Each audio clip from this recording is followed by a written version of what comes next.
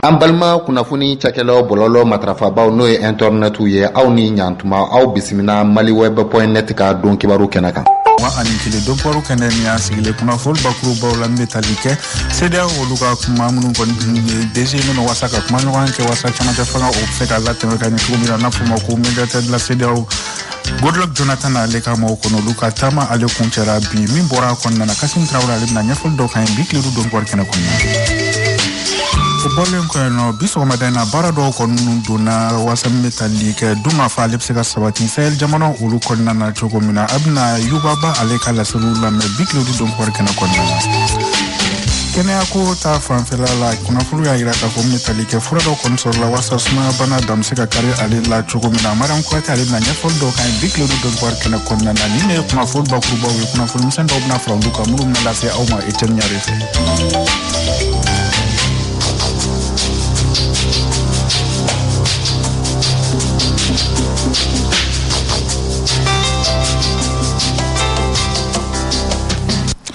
CEDEAO médiateur olu kɔni ku bɛ tile damadɔ taamala Mali kɔnɔna na wasa ka jateminɛ kɛ bɛnkan minnu kɛra wasa camancɛ fanga ale bɛ se ka kɛ ka ɲɛ cogo min na n'o y'a sɔrɔ olu bɛ ka waleya Goodluck Jonathan ale ka mɔgɔw olu kɔni ka taama kuncɛra bi a Goodluck Jonathan ale kɔni sinsinna fɛn min ka camancɛ fanga ye ko min bɛ tali kɛ furancɛ minnu fɔra a la ko o wale kofɔlen ninnu olu ka se ka kɛ ale ni waati kofɔlen min kɛra fɔra wasa baaraw ka se ka kɛ ko o waati kofɔlen ninnu olu kɔni ka bato Kassim Traoré ale k'u ka kɛnɛ kan ale min sɔrɔla k'a fɔ an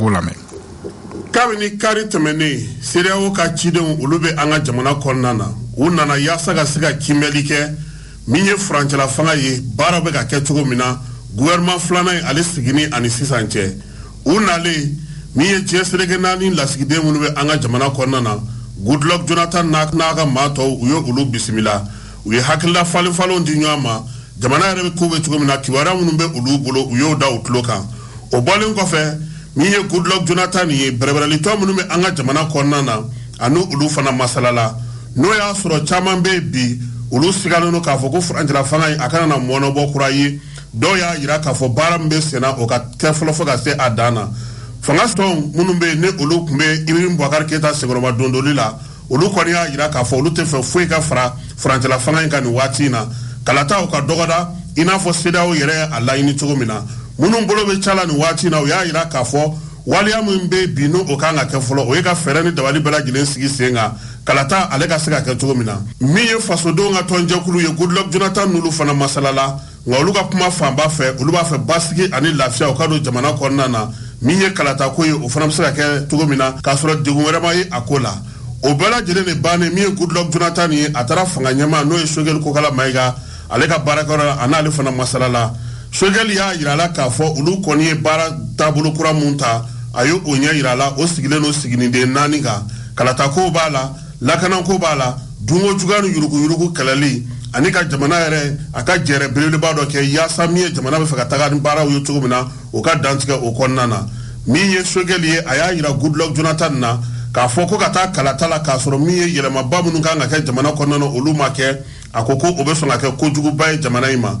bi sɔgɔmada in na min ye Goodluck Jonathan ye yan'a k'a ka kumakuncɛ kumaw fɔ ani jamanakuntigi Assimi Goïta fana ye ɲɔgɔn ye hakilina falen-falenw ye tali kɛ min kan Goodluck y'a jira k'a fɔ o bɛ ale jatigɛ kosɛbɛ sabula ale ɲɛ b'a la k'a fɔ kalata labɛn baara jɔnjɔn kelen foyi tɛ bi min daminɛnen don Mali kɔnɔ o de la a ka kunnafoni di sen fɛ a y'a jira k'a fɔ ko fɛɛrɛ ni dabali bɛɛ lajɛlen ka tigɛ yaasa min ye kalata baaraw ye olu ka se ka kɛ kalata donw ka fɔ olu ye a ka kɛ jamanakuntigi kalata ani wasaden kalata o labɛn baaraw ka kɛ gouvernement yɛrɛ b'a fɛ ka baaraba minnu kɛ a ka olu dan tigɛ ka gafe kɛ gafe min b'a jira k'a fɔ min kan ka se ka kɛ waati min na ani tuma min na yanni furancɛla fanga tɔ kalo 6 in o kuncɛli tɛ sabula CEDEAO ka laɲini ye min ye kalata ale ka se ka sigi sen kan min ye furancɛla fanga ye a ka kuncɛ février kalo nata jamanakuntigi kalata ale ni wasaden kalata o ka kɛ ka a bɛɛ lajɛlen kuncɛ maakuraw ka sigi jamana kunna yɛlɛmaba minnu bɛ olu ka se ka o baara kɛ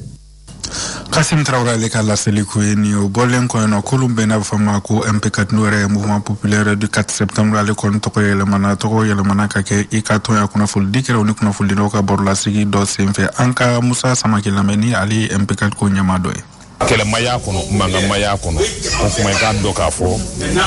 femi posu dirama vraiment be asimi fou il a reconnu vraiment, il a été reconnaissant à posu ko fanya posu dama on il n'est pas dit obligatoirement ni à dire on ma ka kenni e min fle kan interview akanga ke ere kunjume na sabula ebe MP katiko no jume ebe malifula amba sorti ke doni minga wabe no ka jominge autente warko ni ton yere na fade ani ton yere de même do jamana ma pour que basi foko na sambi domine comme o anga na anniversaire te ngoro ko fe MP4 ni ba to fo ni se ba fo MP4 ikaton e jume o be comme intergue carton ne e a fo avec ne carton vous comprenez ce que ça sous-entend c'est pour vu que o kuma bela de nga se ki yere sora kono dona na taula o kuma ambi do fara minenka o kuma ka to yere ke ka se jamana en fam bela de na ni ala ka je maw ni ambe sigi ka kumaw ni barula bamanan ko to ko ni bulu ko ni shi mawma ni ala yu ke bana ni akuru kare ni shire me be ka haradane abinya dona na tawla o kuma ambe wuli ka jo chamana ala bi so amban sa ko soro mumbo o roni des fois aw nyene o kuma ko fara ko ko donga aw yere kana o kana impekati kono mo hitate je le dis oui fort pour que vous l'entendez ma hitate o kuma teke ma ereta avec façon de on était on se garde là ko akala politique to ya ay pour le moment kana bla kuna ka politique to c'est parce que ma demande récépissé foike ma demande récépissé no fait o kuma candidat ereta ambulo jusque là ka fo mime na kanga candidat no anto minenu non kono folo mais ni fin de di man ni ko fait malide on tay na dumbe fe ka façon de jo teme sira dunye o kuma politique de vous comprenez ce que ça sous-entend ni ma ba fa ka chichi alama u côté ko ibabla shishi de fait o mami mo go be arjina la o kuma ina alaka dina ko fole ino ko ni matarafa o kuma ko do dala afin que kuma e ka place sur arjina kono ambo refene minen kele ne kono ni mal ko de do ni mali jo sira e politique sira de ala bi so kuma dona na to ala amse ka yo kono Niko Musa Samaki ni ale MP4 ikaton o nyama doye bolen ko na fonko afo ko furba kurba wakati la chugumina baro ko ndo ndona biso ko madai na wasam metalike dunga fa alepseka sabati sayel jamana ulu kon na chugumina bara ko folen mena ke santa o kon na Musa ko kon beti do se fawar milliard biworo aninduru ola anga jeka yuba balameni ale ministre mi ni ale fana be metalike bi baloko ulu sela no chugumina le ni sene ko olubese ka noya choko mina abe Dambele o ka kuma barala programme mundo abena santande ke anka région fla de bala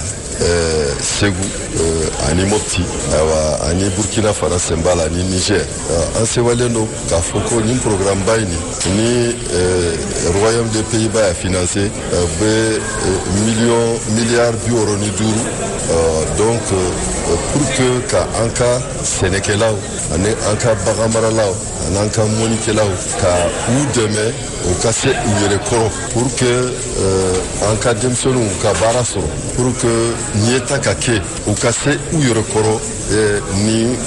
sanduru mumbe na ani sanduru fana mumbe tukoka donc royaume des Pays-Bas fo aka ni wale yimana ka mo munu fana munu ba waleya ka ufo ka irula ka fo gouvernement abuko gouvernement bu de menifon fenye aboke pour que vraiment anka jamana ini aka se ka a comporta pour que anka jamana ini dunka fa ka ke fambe fe dunka fa aka ke fambe fe ani anka bagaw ka se ka fa pour que yani anku ou latra kofe usena anka uka bonya ka farisoro uka nono chama bri ola oba en permis ka bagaw ole de ku ubla kata mublula ambe bagaw faen ka soro de blakata ode na faka bo an malionka donc ni mo Pays-Bas na ka andemenina ka iraka foni euro sabaini Mali Burkina ani Niger ka fuku bandeme ni nyetaina ko kandeme anga muso ka se kuyereta ko kandeme anga jenu ka se ka bara so kana tra tumana ni fe nyuma de ni gouvernement ka hakila tado pour que ka anga jamana dun ka fereke pour que ka se ka dunka fasoro pour que vraiment nyeta ka ke anga jamana inka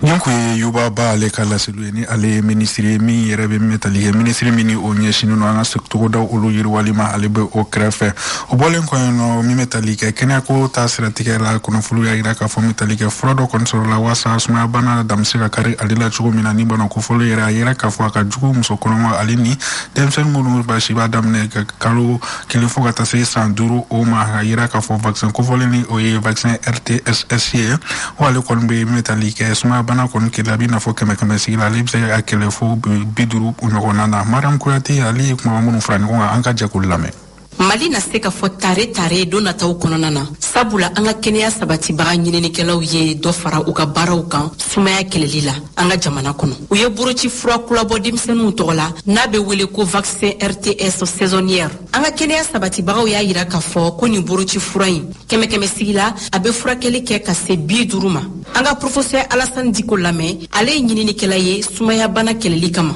boloci min de don sumaya vaccin kura de don vaccin kura don a ma bɔ fɔlɔ a ɲɛɲini baaraw de bɛ sen na an ye baara min kɛ sisan o ye ka vaccin ni sumaya kɛlɛ taabolo kɔrɔ minnu b'an bolo n'a bɛ f'o ma ko CPS k'olu fila fara ɲɔgɔn kan k'a lajɛ n'a sɔrɔ u faralen ɲɔgɔn kan ni u bɛ nɔbɔ ka tɛmɛ u kelen kelenna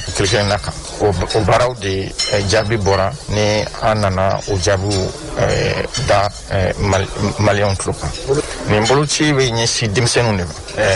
denmisɛnninw ka ta kalo 6 ka taa se san 5 a kun fɔlɔ bɛna kɛ olu de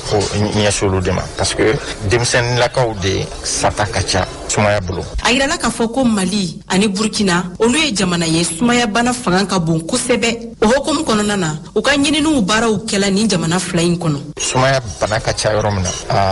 a ɲɛɲini bɛ kɛ yen nɔ de o de kama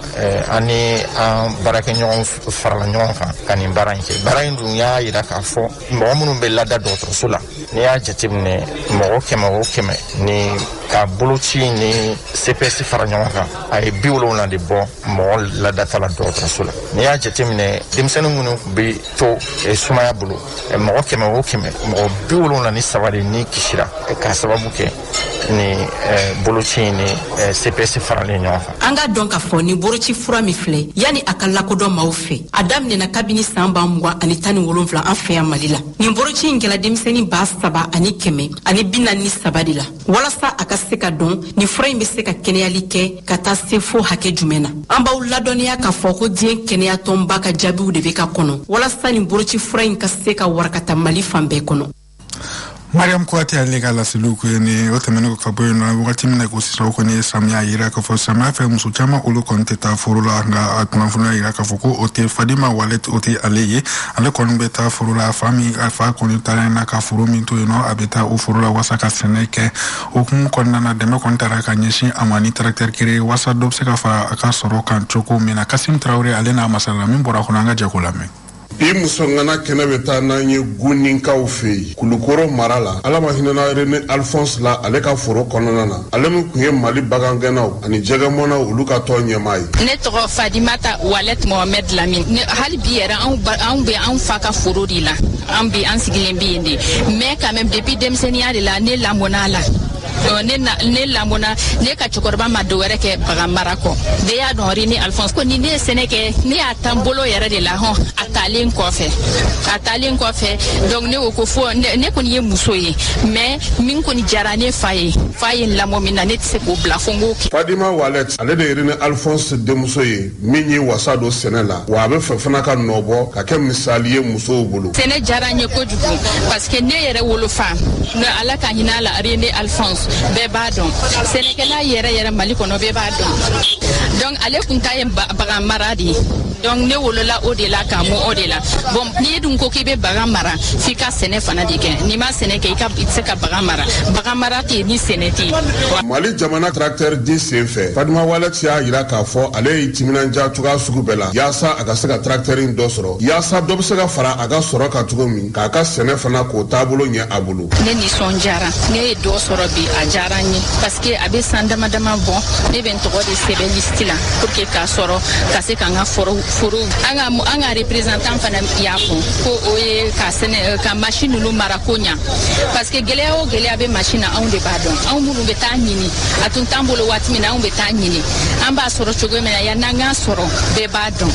donc bi n'i ye dɔ sɔrɔ ne fɛ i kan ka mara ko ɲa. Fadima Wallet ye muso ye min cɛsirilen don sɛnɛko fɛ sabula fa ye sira minnu don a kɔrɔ a kɛlen don k'olu matarafa kosɛbɛ ɲina a ye betarafu ani karɔti taari kelen kɛ k'o lajɛ. Ayiwa ne kɔni bɛ kumakan kelen f'u ɲɛna baara kɔni ye baara bɛɛ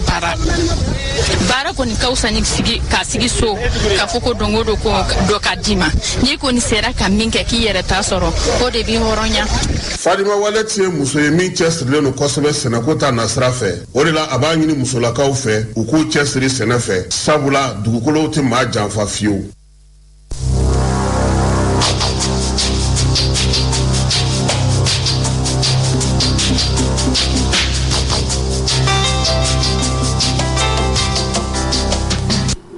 An bɛ wagati min na i ko sisan kɔni an bɛ samiya kɔnɔna na san kɔni ale fanga ka bon an bɛ wagati min na i ko sisan min yɛrɛ kɛra bɛ ka sababu ye ka cɛnni don maaw kɔnɔ fo ka taa se maaw ka so binni ma mun de bɛ na ni o ye Andre Traoré ale ye ɲinini dɔ k'a ko kan an ka jɛ k'a lamɛn.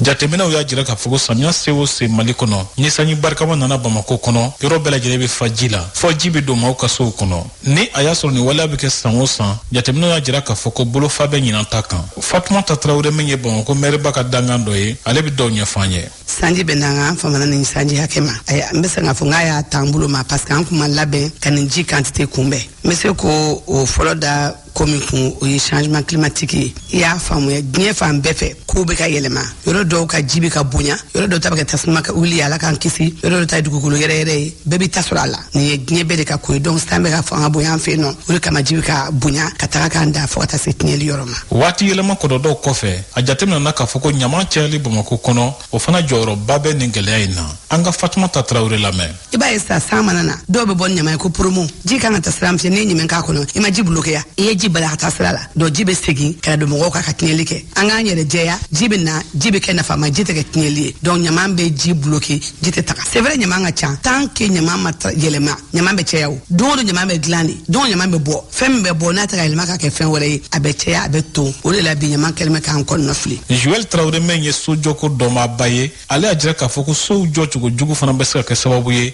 ni ka jiboli siraw datugu. Ni I ye so jɔ jiboli sira kan bamanankan na an b'a fɔ ko ji tɛ a tɛmɛ sira bila donc ni so jɔra jiboli sira kan o bɛ se ka kɛ facteur ye min bɛ na ni inondation ye. Fɛn filanan ni so jɔra ka so basement surunya kabi ka so jɔ wagati ni I ma a ɲɛsigi ka so basement janya walasa ka se ka kurun kɔnɔna lafa ni ji nana a kana jɔ nka a ka boli ka bɔ o bɛ se ka kɛ facteur ye min b'a to inondation bɛ se ka kɛ I ka yɔrɔ la n'i ka so basement surunyana. Ni ji ma boli a boli sira fɛ a bɛ maa fɔlɔ minnu dɛkun o ye sigidalamɔgɔw ye sabula siɲɛ caman I b'a ye k'a fɔ ko ji bɛ don olu de ka sow kɔnɔ o de bɛ kɛ sababu ye ni maa caman si sow bɛ tiɲɛ ani fo ka taa se u bolofɛnw ma jateminɛw yɛrɛ y'a jira k'a fɔ ko dɔw fana ni bɛ to a ko la an ka sigidalamɔgɔw dɔw ka seerew lamɛn. Parce que anw fɛ yan nɔ jiboli sira t'anw bolo an ka jiboli siraw bɛɛ feerelen don maire y'o bɛɛ feere jiboli sira ni fitini minnu b'an bolo n'an b'a fɔ olu ma ko foncé an ka foncé fana ka dɔgɔn foncéw ka dɔgɔn kojugu et puis foncéw falen don foncéw tɛ labɔ hali n'u labɔra an b'u kɔnɔna ɲɛma a bɛ cɛ k'a ton sirada de la donc ni ji t'a boliyɔrɔ sɔrɔ jagoya ji ka tiɲɛni kɛ souvent ni ji cayara kojugu n'a ye tiɲɛni kɛ i b'a sɔrɔ mɔgɔ caman ka so bɛ bin minnu ka so bɛ bin o caman bɛ u bɛ yɛlɛma ekɔliso de la donc ekɔli ta dun ni samiya bɛ don ɲɔgɔn na samiya banni bɛ don ɲɔgɔn na kɔrɔlen ne ko n bɛ solution fɔ solution bɛ se ka kɛ ka foncéw bonya maires ka jiboli sira feereli dabila mɔgɔw ka sigili dabila badaw la. Kɛlen don an fɛ yan problème ba de ye parce que ni san nana yɔrɔw bɛ fa ji tɛ se ka boli mɔgɔw yɛrɛ tɛ se ka don so n'i bɛ kɛnɛma fɔlɔ yɛrɛ jiboli sira tɛ foncéw bɛɛ bouchelen don o kun tɛ dɔwɛrɛ ye ye parce que maire fana bɛ terrain feere u sago la u bɛ terrain feere yɔrɔ bɛɛ donc mɔgɔw fana bɛ so jɔ yɔrɔ bɛɛ ji tɛ se ka taa ji bloquelen don donc problème ba don parce que ni san nana san bɛ se ka taa ni ji bɛ se ka taa ni denmisɛnninw ye mɔgɔkɔrɔba dɔw bɛ yen olu bɛ ji b'olu yɛrɛ su fo k'u noyer a dɔw yɛrɛ bɛ sa la donc conséquence ka ca quoi. Ne kɔni b'a f'u ɲɛna u k'a kɛ cogo bɛɛ walasa ni situation bɛ se ka dabila cogo di sinon population sɛgɛnna yɛrɛ de samiya o samiya nɔsi ta ma don donc vraiment n'u bɛ se ka fɛn dɔ kɛ a bɛ jɛ population ye. walasa ka fura sɔrɔ ni gɛlɛya in na Fatumata Traoré min ye Bamakɔ maire ba ka dangan dɔ ye ale y'a jira k'a fɔ ko ɲamaw kan ka cɛ wa jiboli siraw fana kan ka labila. K'an bɛ ka welewelema de kɛ an ɲɛmɔgɔw la n'o y'an ka ministre ye ani gouvernement ɲɛmɔgɔ ani président yɛrɛ an lettre ci k'a fɔ ye n k'u k'an dɛmɛ n ko ɲama bɛ ka taa k'an bolo da ji bɛ ka tiɲɛli kɛ u ka an dɛmɛ ni baarakɛminɛnw ye an bɛ se ka dingɛ ninnu labɔ cogo min na ji ka taa ka sira fɛ an bɛ se ka ɲama cɛ cogo min na ka bɔ Bamakɔ population kan pour que lafiya bɛ na an ka sigidaw la fɔlɔfɔlɔ la anw tun bɛ pɔnkɔnɔna furan k'an sigi pɔn kɔnɔ k'an ka kuntigi kɛ k'an ka te min k'an ka baro kɛ mais Bamakɔ i bɛ se ka pɔn jumɛn furan k'i sigi a kɔnɔ bi o tɛ yen nɔ dɔw ye comportement dɔ ye anw tun éduqué au sens la bɛɛ b'i ka da furan dimanche o dimanche dutigi bɛɛ b'a denw nabɔ ka yɔrɔ furan f'an bɛ concours kɛ min ka da jɛlen don o sen tɛ sɔgɔmadafɛla la daw bɛ furan mais dimanche bɛɛ tun bɛ bɔ k'i ka yɔrɔ furan an ka kan ka segin an ka o waleya kɔrɔw ma n'an bɔ yɔrɔ jɛya ka ɲaman cɛ ji bɛ na mais ji t'an kɛɲɛ tan tɔ. o kɔfɛ sojɔko dɔmaba min bɛ wele ko Joël Traoré ale y'a jira k'a fɔ ko sojɔ sariya kan ka labato sojɔlaw fɛ. fɔlɔ an kana an tulo gɛlɛya ka so jɔyɔrɔ la yɔrɔ min tɛ so jɔyɔrɔ ye an ka o farati dabila filanan ni an bɛ so jɔ an ka so jɔ ni a ɲɛdɔnbaw ye caman bɛ so jɔ u mago tɛ technicienw ka conseil la kan tɛ ingénieurs ma ni an bɛ so jɔ an ka se a dɔnbaw ma sojɔ sariya ani a jɔcogo ɲuman minnu b'o dɔn walasa olu ka an bilasira ne bɛ miiri o bɛ caman bɔ a gɛlɛya la sinon n'a fɔ ko o bɛna kɛ a fura ye. an bɛ waati min ko sisan jateminɛ ye min ye o de ye k'a fɔ ko Bamakɔ jiboli sira fanbaw datugulen don sigidalamaw bɛ dekun na ka sababu kɛ ji bolibaliya ye a bolisira kɔrɔw fɛ o waati kelen ninnu na jamana ɲɛmaw t'a la ka kala don ɲina ka bɛn ni gɛlɛya ye. André Traoré ale ka laseliw de bɛ dansigi bi tile don ko la tarata septembre kalo tile 7 san 2021 min na sera aw ma Etienne Ɲare fɛ Birahima Traoré ale tigɛ bɛ choix kɔli la lamba an b'a fɔ ala ka dugu ɲuman jɛ ala ka sini yira. aw tulo garisɛgɛ kɛra kunnafoni la kumaba minnu ye maliweb.net sanfɛla la o de ye nin ye ni ala ma an ka jɔnya jɔn an na a kan an bɛɛ kunnafoni wɛrɛw kɛnɛ kan.